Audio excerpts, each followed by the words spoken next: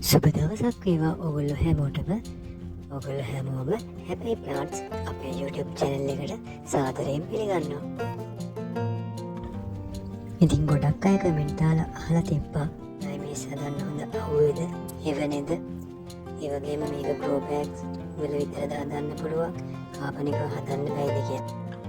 ඉතින් අද මේ වීඩියෝ එකකින් කතා කරන්නේ නයිමිනිස් බිමක වවන්න පුළුවන්ද?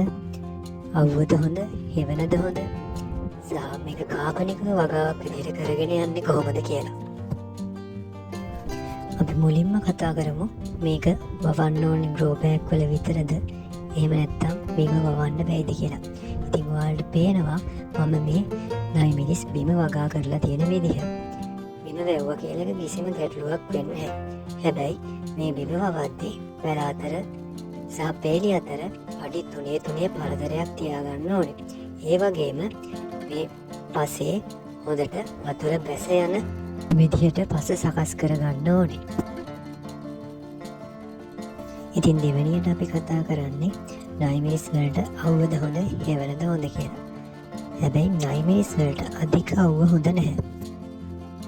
60% විතර අවුවත් 40% විතර හෙවනක් තියෙන පරිසරයක් නම් වඩාත් සුදුසුයි.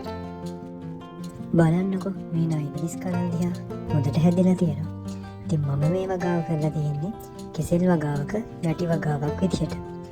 මෙතනට අවුව නම් වැටෙනවා. grow bag වලත් නෙමෙයි බිම තමයි හිටවලා තියෙන්නේ.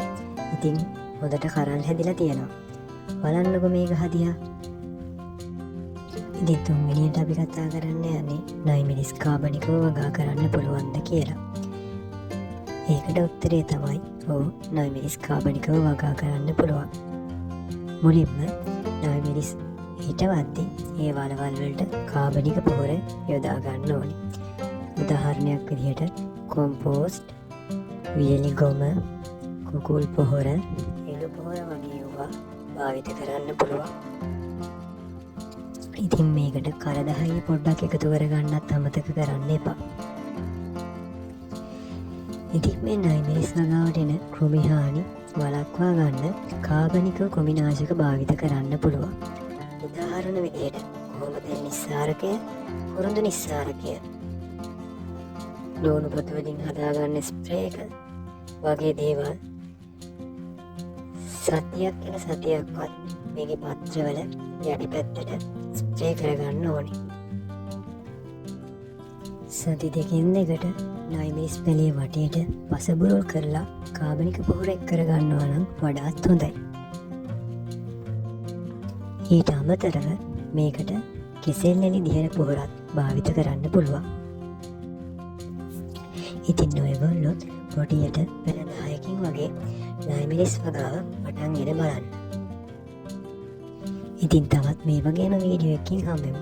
අපිව සබ්ස්ක්‍රයිබ් කරලා නැත්නම් සබ්ස්ක්‍රයිබ් කරන්න අමතක කරන්න එපා. ඒ වගේම අපිට ලයික් එකක් දාගෙන යන්න. ඉතින් ඊළඟට කියන්න ඕනේ වීඩියෝ එක මොකක්ද කියලා කමෙන්ට් එකක් දාන්න. ඒ වගේම මේ වීඩියෝ එක තවත් කෙනෙකුට බලන්න ෂෙයා කරන්න.